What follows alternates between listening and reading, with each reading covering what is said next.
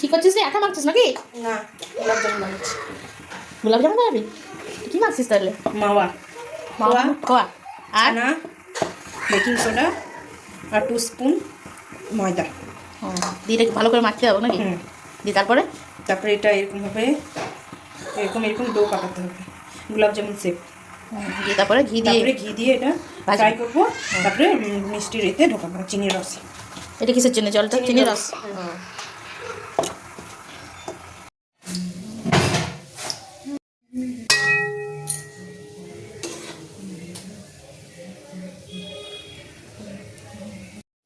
আমার কাছে সিধাই এদিকে আসো ক্যামেরাম্যান। দাঁড়াও, ফোকাস। প্রথমে ভালো আমিই খাচ্ছি। বার্থডে গার্ল বলে কথা। দারুণ হয়েছে।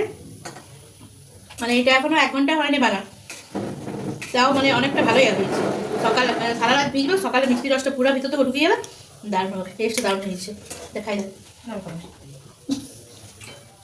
ভালো হয়েছে না? দেখো খাই দেবে। আমার অত ভালো